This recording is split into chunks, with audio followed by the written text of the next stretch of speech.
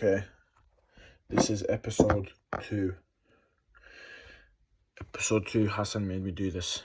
Well, they didn't make me, but reminded me that I have to keep on doing this. So today we're going to read Kai Cenat style. Reason I'm naked, you can't really see the bottom half. My boy has scabies. Jermaine, you probably see him around the corner somewhere in the videos later. He has scabies, and if you guys want to know what it is, it's mites, like little bugs living in your skin. I'm itching now, and it makes you itch like crazy, bro. So he's giving it all of us, all our friends, 8 of us, and the girls he lives with. So we've all done this cream. I've just done this cream. Put it all over, bro. All over my body, when the sun don't shine, bro, like everywhere.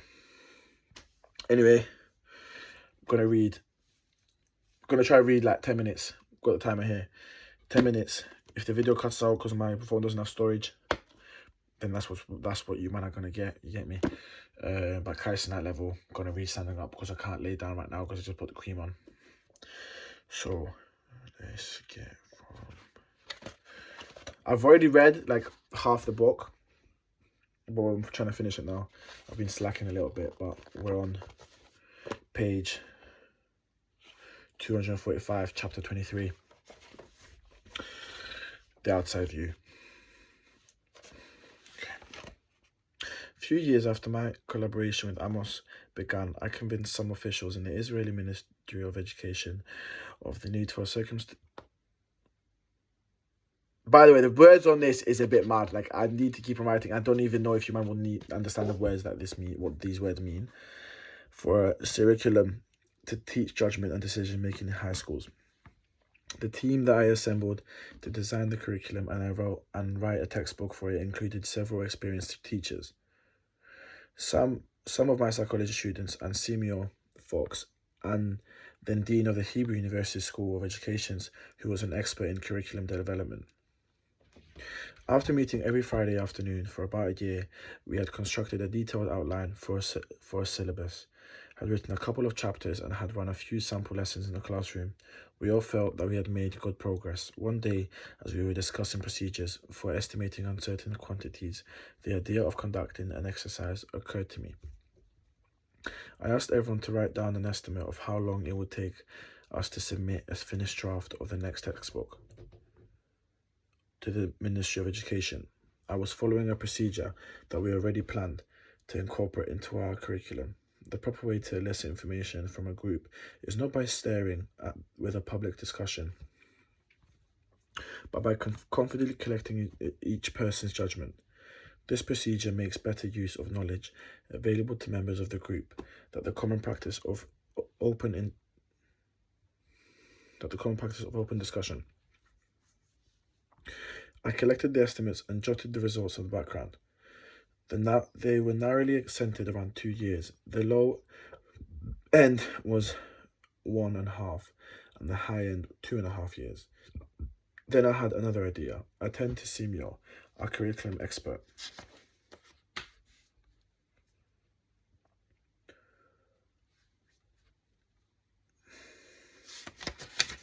Sorry, bro, I was wiping the cream in it.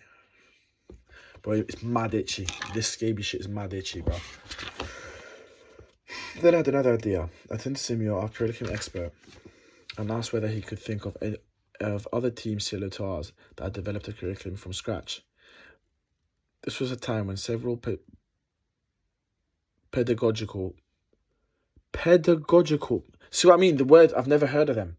Pedagogical innovations like new math had been introduced, and Simeo said that he could think of quite a few, and then asked whether he knew the history of these teams in some detail, and it turned out that he was familiar with several. I asked him to think of these teams when they had made as much progress as we had. How long from that point did it take them to finish their textbook projects? He fell silent. When he finally spoke, it seemed to me that he was blushing, embarrassed by his own answer. You know, I never realized that before, but in fact, not all the teams in stage comparable to ours ever did complete their task. A substantial fraction of the teams ended up failing to finish the job. This was worrisome. We had never considered the possibility that we might fail. My anxiety rising, I asked how large he estimated that fraction was. About 40%, he answered. But now a pall of gloom was falling over the room. The next question was obvious. Those who finished? I asked. How long did it take them? I cannot think of any group that finished in less than 7 years. He replied, nor any that took more than 10. I grasped at a straw. When you compare our skills and resources to those of other groups, how good are we? How would you rank us in comparison with these teams? Simeo did not hesitate long this time. We're below average, he said, but not by much. This came as a complete surprise to all of us, including Simeo, whose prior estimate had been there was no connection in his mind. That his prior estimate had been well within the optimistic conscience of the group. Until I prompted that there was no connection in his mind between his knowledge of the history or of other teams and he forecasted our future. Our state of mind when we heard Simeo is not well described by stating what we knew. Surely all of us knew that a minimum of 7 years and a 40% chance of failure was a more plausible forecast of the fate of our project than the numbers we had written on our slips of paper a few minutes earlier. But we did not acknowledge what we knew. The new forecast still seemed unreal, because we could not imagine how it could take so long to finish a project that looked so manageable. No crystal ball was available to tell us that strange sequence of unlikely events that were in our future. All we could see was a reasonable plan to produce a book in about 2 years, conflicting with the statistics indicating whether other teams had failed or had taken an absurdly long time to complete their mission. What we had heard was base rate information from which we should have inferred a casual story. If so many teams failed... Oh, did you hear Vienna? You'll see it later, but I can't take it in the room right now because I have scabies, so I'll give her scabies. Sorry, let me restart the sentence. What we had heard was base rate information from which we should have inferred a casual story. If so many teams failed, and if those that succeeded took so long, writing a curriculum was surely much harder than we had thought, but such an inference would have conflicted with our direct experience of the good progress we had been making. The statistics that Simeo provided were treated as base rates normally are, noted, not promptly set aside. We should have quit the day. None of us was willing to invest 6 more years of work in a project with 40% chance of failure. Although we might have sensed the persevering was not reasonable. The warning did not provide an immediate compelling reason to quit. After a few minutes of desultory debate, we gathered ourselves together and carried on as if nothing had happened. The book was eventually completed 8 years later. By that time, I was no longer living in Israel, and I had long since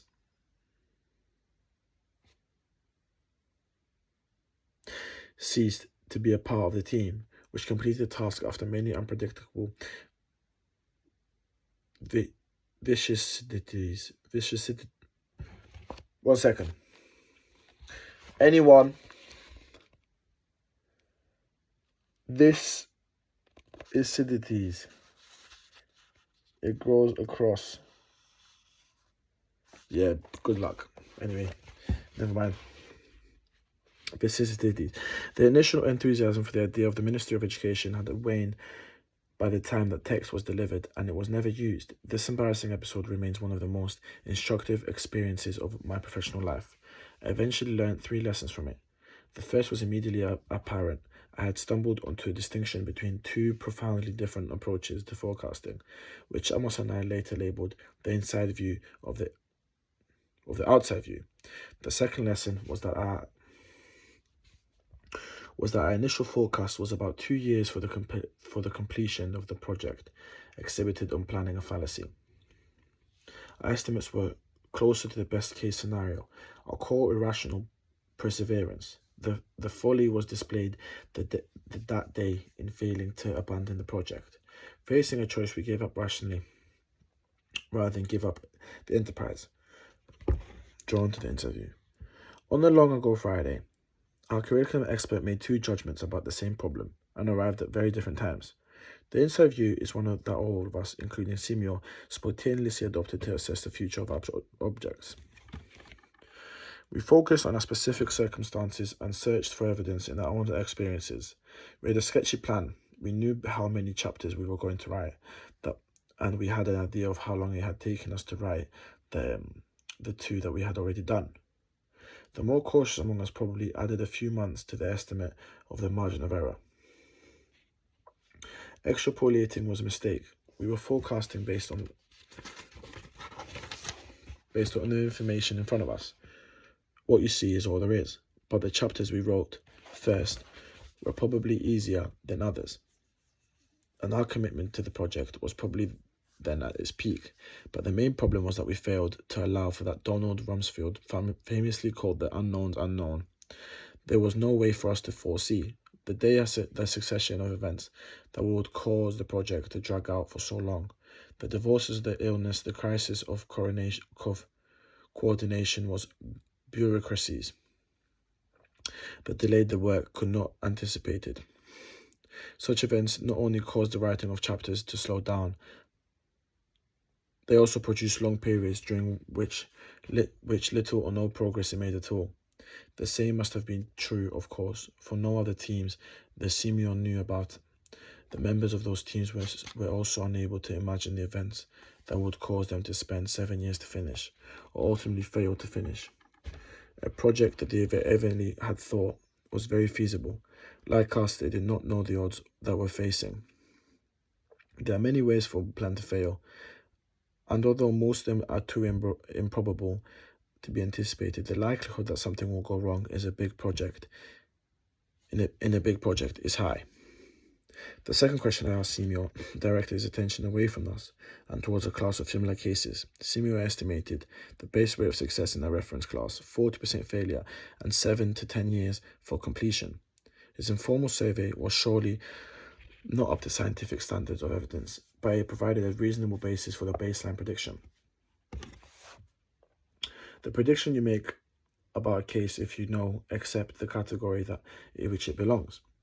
As we saw earlier, the baseline prediction should be the anchor for further adjustments.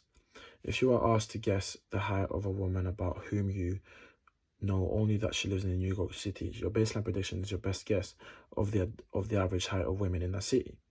If you are now given case-specific information, for example, that the woman's son is starting center of high school basketball team, you will adjust your estimate away from the mean and in the appropriate direction. Simio's comparison of our team to others suggested that the forecast of outcome was slightly worse than the baseline prediction, which was already grim. The spectacular accuracy of the outside view forecast in our problem was surely a fluke and should not count as evidence for the validity of the outside view. The argument from the outside view should be made on original grounds. If the reference class is properly chosen, the outside view will give an indication of where the ballpark is, and it may suggest, as it did not our case, that our inside view forecasts are not even close to it. Okay, that was 10 minutes. You probably did not understand anything I said because I'm bad at writing because we keep on doing edibles and I need to stop doing edibles. But the book is called Thinking Fast and Slow by Daniel Kahneman. He was I think he was a Jewish professor. He did win a Nobel Prize, I think for maths or science, something like that. But yeah, that's the book. I'll keep on reading it tomorrow, and I'll try to keep up the track. That song will probably remind me all the time. But yeah, that was the video. We got a bit of scabies story, got a bit of book, and you heard my cat. Yeah, good night.